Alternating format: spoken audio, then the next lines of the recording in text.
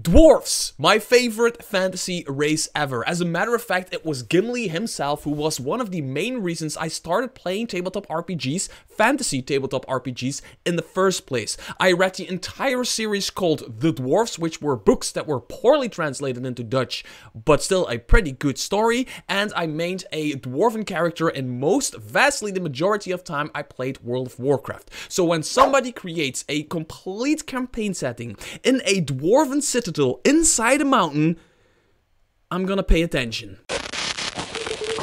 Hi there fellow roleplayers and game masters, my name is Mr. Trosk, and today I want to talk about Dungeons Deep and Caverns Old, a campaign setting for 5th edition, a fantasy campaign setting and adventure for 5th edition set within a Dwarven Kingdom after a world-shattering cataclysm. Dungeons Deep and Caverns Old, there's a few reasons I want to talk about this. The main reason is, of course, dwarves, right?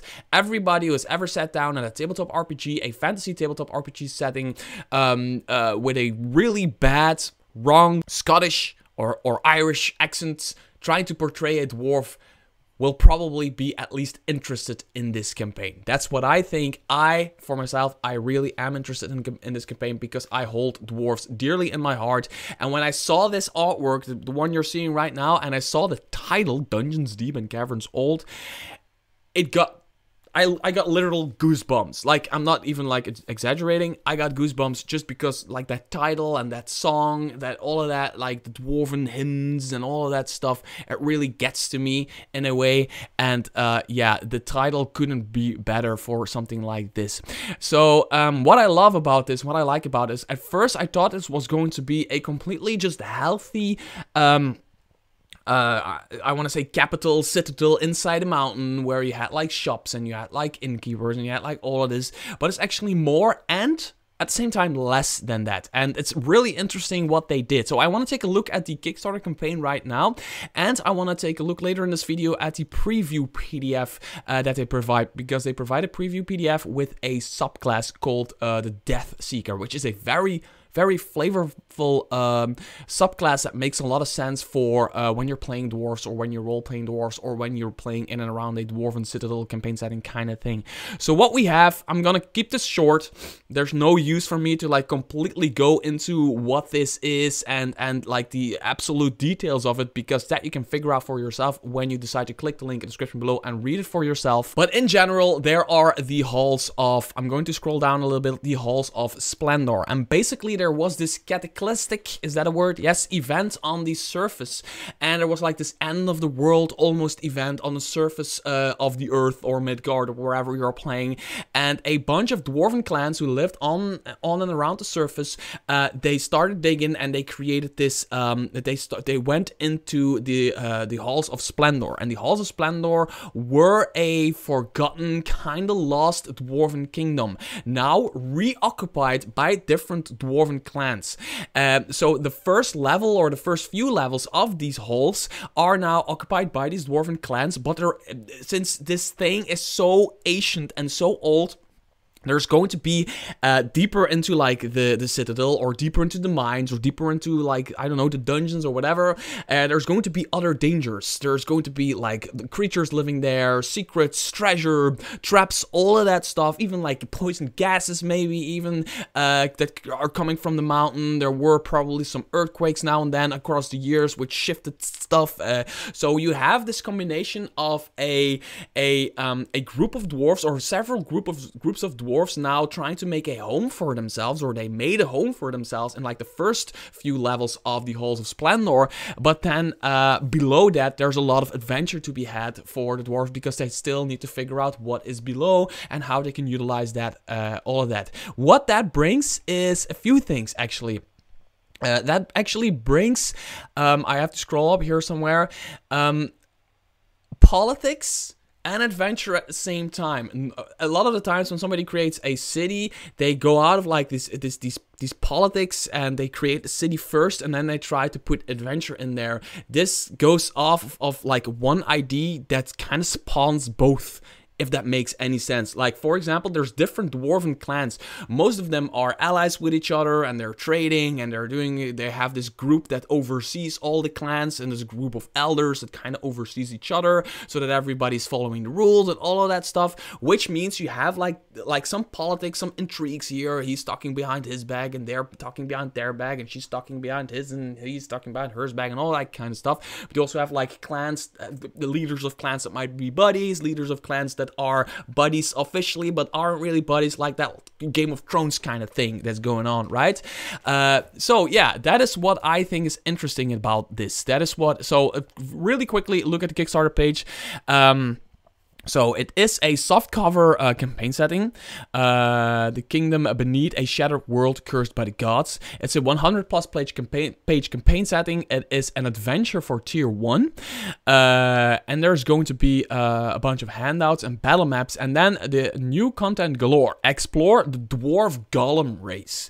I'm really interested in that. They haven't put that out. I haven't seen it yet.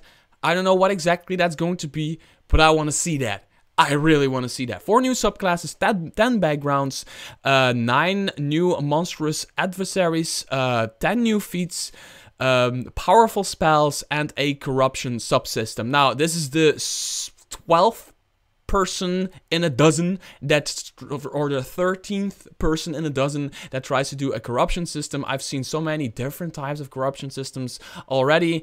This is not really something that I'm interested at personally. At this point, I'm really interested in like really the dwarf stuff, the subclasses, the backgrounds, the feats, the spells, all of that stuff, and the dwarf golem race. Now we're going to take a look at the Deathseeker, which is one subclass that I find really flavorful in a bit, just looking at the Kickstarter page really quickly. So there is an adventure, Secrets of the Sacred Stone. Yeah, it's just an adventure to get you started in and around the thing. Probably you get a sense of like what the politics are and how the entire city or whatever the kingdom is set up, and what the third hall of Splendor is, all of that stuff. There's some really bad artwork here, by the way. Yeah, some of this artwork, there's also a bit of artwork in the other thing in the PDF. It's just like there's a lot of blood, there's a lot of gore, a lot of open rib cages and stuff like that. Yeah, so they talk about the setting, they talk about how on the surface there was this cataclysmic event, all the clans went into like this old kingdom, and they're now trying to live together, which gives you a forgotten underground dwarven kingdom. Explore the deep and find riches or death. Political rivalries and feuds, monstrous creatures of the deep, and then you get like this crazy dwarf with an axe. This is probably going into my thumbnail, and I really want to build a character based on this dude. Like a dwarven barbarian or something like that. I don't know. So yeah, they get new rules, golem race, what I said. And something that I really want to say quickly is just about... they're going Foundry VTT, by the way. Just about the price of it, I think it's really well priced. A PDF will set you back $15 US, which is really cheap these days for a PDF. Then a PDF with Foundry VTT, $25. Then what is this? Sorry, this is the physical and the PDF, $40. But then $50 US is what you normally, at this point in time, 2024, you oftentimes pay for a physical book. $50 US. You now get a physical book. You get a Foundry Virtual Tabletop version of it, and you get the PDF, and of course all unlocked stretch goals. I think this is a very good $50 spent if you decide to back this. Link in the description below. Now, that said, we have to say it is a soft cover. It's not a hard cover. It's going to be a soft cover as far as I can see. So, yeah. Right now, if you want to back it, they are at let's say in a dollar, $7,190 out of 5K. So it is safe to say they're going to be able to build it, but it can always become bigger. It can always become better with stretch goals and all of that stuff. So without further ado, let's take a look at the Deathseekers. And here it is, the preview PDF to Dungeons Deep and Caverns Old called the Deathseekers. You can download this for yourself. Link is in the description below. Just click it to, it will take you to the campaign on Kickstarter, and you can download this PDF from there. And you can decide for yourself whether or not you want to back this because you hate or you love dwarves, whatever it is. This is the Deathseekers, and I really, really, really like this. For many reasons. Basically, first of all, it is a dwarven subclass, meaning that it is really flavorful for dwarves. Second of all, it is a fighter subclass, which means it is a subclass for the best, coolest class in the game. Yes, I'm a big fighter fan. You all know it. I love fighters. I almost exclusively play fighters. I just love playing fighters. So it's a fighter subclass called the Deathseeker. And I don't know what the third reason was, but let's just dig into this. So a Deathseeker basically is most of the time it's a person who is dishonored by some kind of thing they did. They might blew up a mine or whatever. They were dishonored, and now everybody looks down on them. They don't have the same rights anymore as other dwarves, and yeti, right? What these people, what these dwarves who are dishonored can do is they can join a group of Deathseekers.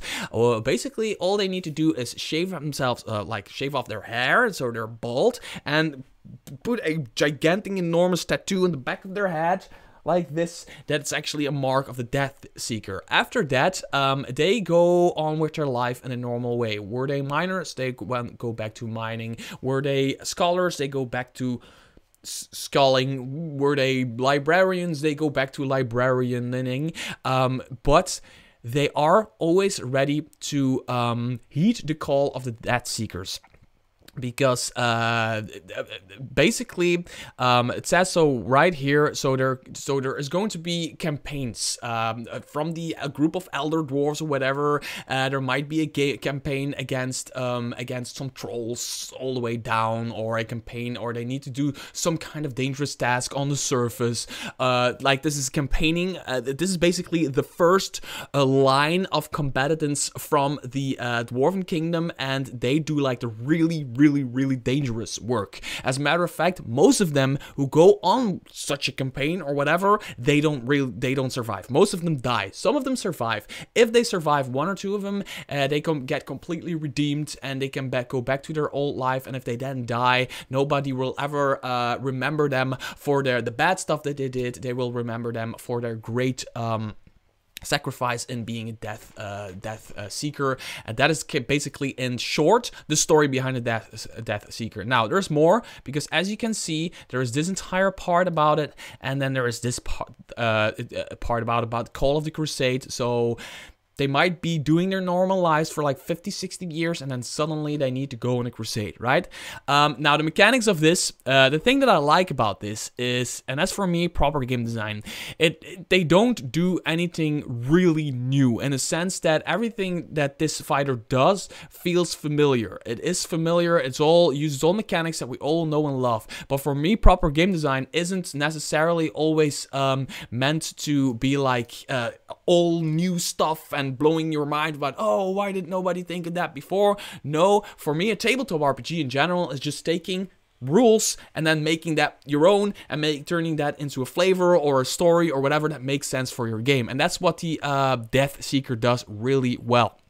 The Deathseeker really goes off of that, like, that purple dragon knight kind of thing, where you lead by example, and you give people temporary hit points, and you boost people's willpower by giving example, by getting your ass kicked and kicking some ass in return. That's what it basically does. So bonus proficiencies, basically you can maintain your own weapons and armor, because nobody will probably do it for you because you were dishonored, right?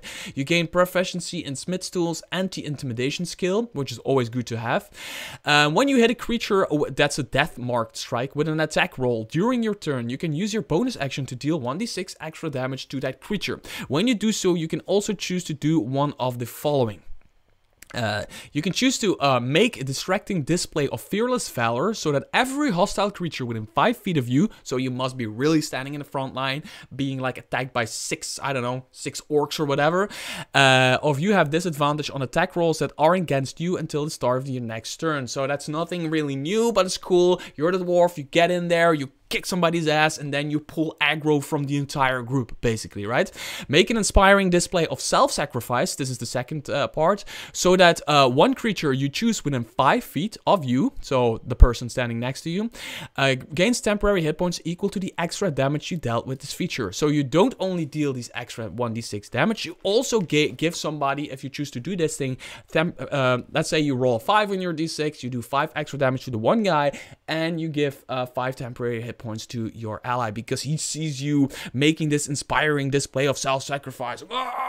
You run in almost completely butt naked without armor and just start swinging your axe around, so the person next to you is like, I need to follow this guy. This guy's really strong, right? I like that. Flavorful. Works in combat. It's really cool features for a fighter. Inspiring ordeal. Now, I've read this a few times, and although I know what it means, and if I was the designer, I would rewrite this to just. There's a lot of text here to explain something that's quite easy. I'll read it. Even in the face of serious injury, you fight with such valiant effort that rallies your allies. That rhymes. When you take damage that reduces you to half your hit point maximum or fewer, you can immediately spend one of your hit dice. You don't regain hit points for spending a hit die in this way. Instead, you roll the hit die and add your proficiency bonus to the result. So you roll a hit die plus the proficiency bonus, and creatures of your choice within 30 feet of you that can see you gain temporary hit points. There is no limit to this, by the way. So creatures within 30 feet of you that you choose and that you can see, equal to the total. Those creatures also gain advantage on that next ability check, attack roll, or saving throw they make within the next minute. So this word "that" should be the next ability check, not that next ability check. So the next ability check, attack roll, or saving throw they make within the next minute. So that is a really cool one. Now I think there's a lot of text here to explain something that's actually like. I would rewrite this to just be a little bit more confined, but thematically and it's just a great feature. You take injury, and the injury reduces you to your max hit points are 40. It reduces you to 19, below your half of your maximum, right? You spend a hit die. You roll. You're a fighter, so that's a D10. You roll an 8, right? You roll an 8 on your hit die. You have a proficiency bonus of, let's say, I don't know, 3. That's an 11. Everybody who's around you and 30 feet of you, all your allies, they all gain 11 temporary hit points, and they all gain advantage on the next ability check, attack roll, or saving throw they make within the next minute. That is a really cool 7th level feature. Once you use this feature, you cannot do it so again for 1 hour. Oh, by the way, the hit die, if it damages you to 0 hit points, you can roll a d12 instead of a d10, which is also really cool. Once you use this feature, you cannot do so again for 1 hour. Now, keeping track of an hour in D&D, especially in like dungeon stuff, it can be quite hard.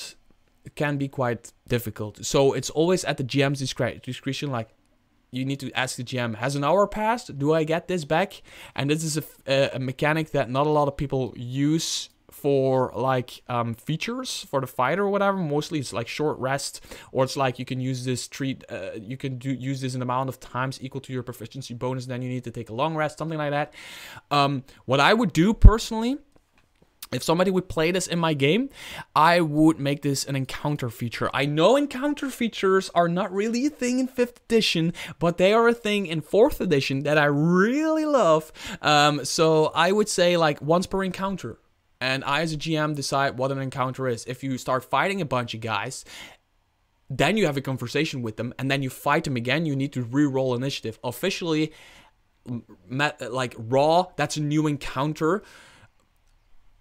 It's a new combat encounter because you took a break, but like I would say now it's the same encounter, but other than that I would make it an encounter power because that's just easier and better for the player. The player doesn't always have to ask, has an hour passed? Has an hour passed? Has an hour passed? Has an hour passed? Now, I really like the flavor of this character. Some of the writing needs to be just like redone a little bit, but that is what you back a Kickstarter campaign for, right? For people to actually be able to spend money on editors and rewrite stuff and create an awesome book for you. So that's why it's important that we back people on Kickstarter. Like, this is a preview PDF. Don't take everything like exactly. Don't expect exactly every sentence to be in the final book the way it's in here. That's just the way it is.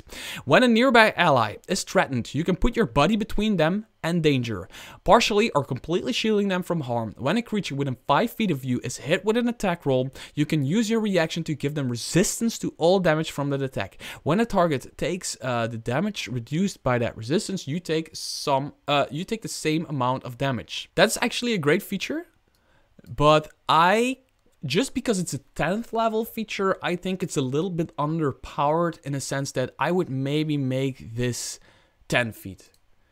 Which is just a little rule change. It's just a slight rule change. But 10 feet can mean when you're fighting golems in a mountain in a dungeon environment, like, and you have a 5-guy party, positioning yourself, and you can position yourself really strategically or tactically, whatever, to kind of like potentially shield almost the entire party often if you make this 10 feet, which is double. Like, if you draw a circle 5 feet or you draw 10 feet, it's like a lot more space, right? So I would just, because it's a 10th level feature, and a 10th level feature is supposed to be like you're going to like a new tier almost, so I don't know, just buff it up a little bit, but I really, really, really love it. Then there's a feat in here. Let's see, there's a new background in here, and yeah, you can just kind of like see some of the flavor they're trying to go for in this book, just like what they're trying to do with the dwarves, because we can clearly see that the writers and the creators of Dungeons, Deep and Caverns Old really love dwarves. And that was me talking about dwarves for over 20 minutes. You can really see that I really like my dwarves, and I think the creators of Dungeons, Deep and Caverns Old also really like their dwarves. So I am really excited and curious to see what this is going to be, and I will be absolutely reviewing the final product when it goes out to backers, or when it goes out to the stores, or wherever. Make sure to hit the subscribe button if you want to see that, and if you want to potentially back this, click the link in the description below. And until next video, bye bye.